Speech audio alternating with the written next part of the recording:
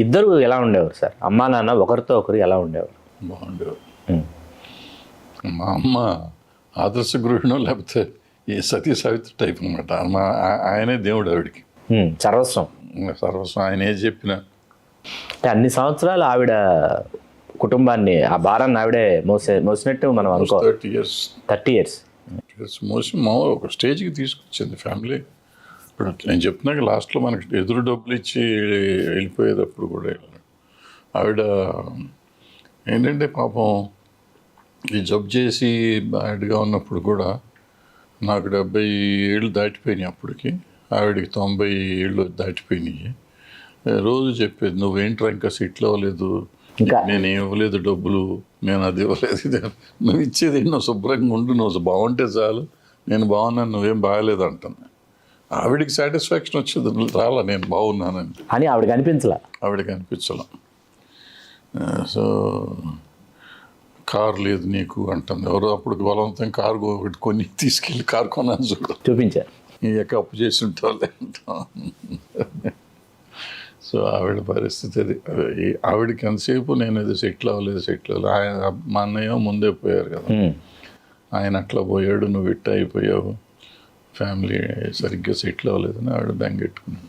ఆవిడ అభిమాన నటుడనో లేకపోతే నటనో ఎప్పుడైనా మీతో వ్యక్తపరిచేదా? ఎందుకంటే స్వయాన భర్త సారథి స్టూడియోస్ జనరల్ మేనేజర్, ఆ తర్వాత నిర్మాత, ప్రసిద్ధ నిర్మాత, అందులోనూ నాగేశ్వరరావు గారితో వరుసగా సినిమాలు తీసిన నిర్మాత. నాగేశ్వరరావు గారు బాగా మన ఇంటికి కూడా వచ్చేవారు. అన్నపూర్ణమ్మ గారు కానీ నాగేశ్వరరావు గారు కానీ బాగా వచ్చేవారు. అన్నపూర్ణమ్మ గారు బాగా ఫ్యామిలీతో క్లోజ్గా ఉండేవారు. అప్పట్లో వాళ్ళకి పౌల్ట్రీ ఉండేది, మనకి పౌల్ట్రీ ఉండేది. సో అందుకని ఆ పౌల్ట్రీ కోసం వాళ్ళు వచ్చి, నాగేశ్వరరావు కూడా పౌల్ట్రీ అంటే ఇష్టం. సో మన దగ్గరికి వచ్చి కోళ్ళు అవి చూసేవారు. నేను వెళ్ళి కొంచెం అప్పటికి నేను కొంచెం కోళ్ళు చూడటం. సో జబ్బులు వస్తే చూసే లెవెల్ దాకా ఎదిగా నేను అప్పుడు. సో వాళ్ళ పౌల్ట్రీ వెళ్ళి చూడటం అట్లా అనేది. సో అభిమాన నటుడు కాదు కానీ ఫ్యామిలీకి బాగా కావాల్సిన ఆయన. ఎందుకంటే ఆయన ఎంతంటే మా నాయనమ్మ గారు పోయారు ఆ రోజు. యాక్చువల్గా నేను మా ఆవిడ ఉన్న ఇంట్లో, అమ్మ నాన్న లేరు ఊళ్ళో. నాగేశ్వరరావు గారికి తెలిసి ఆయన వచ్చి వీళ్ళు వచ్చేదాకా మా ఇంట్లో నాతో పాటు కూర్చున్నారు. నాగేశ్వరరావు గారు కూర్చున్నారు పొద్దున్నే సాయం దాకా మన ఇంట్లో. ఆయన సూపర్ స్టార్, అప్పటికి మాకు పెద్ద స్టార్ కదా, ఆయన వచ్చి కూర్చోవలసిన అంత అవసరం లేదు. బట్ ఆయన వచ్చి కూర్చుని వాళ్ళు వచ్చిన తర్వాత వెళ్ళారు. ఆయన దగ్గర 5-6 గంటలు ఉన్నారు. ఎవరు లేకపోతే ఎవరికి నాకు తోడుగా అన్నట్టు కూర్చున్నాను.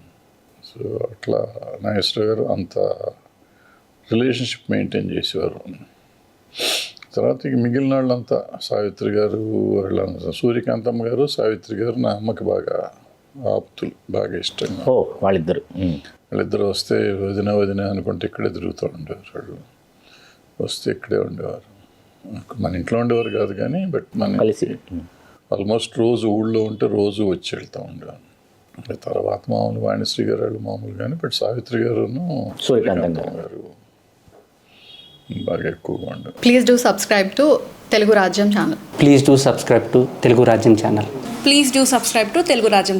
హాయ్ అండి, నేను మీ ఆర్పీని, నెల్లూరు పెద్దారెడ్డి చేపల పులుసు ఓనర్ని. మీరు తెలుగు రాజ్యం అనే ఈ యూట్యూబ్ ఛానల్ సబ్స్క్రైబ్ చేసుకుని మంచి మంచి వీడియోలతో వస్తారు. Thank you so much. Hi people, I'm Sonakshi Verma and you please watch Telugu Rajyam and please subscribe to the channel.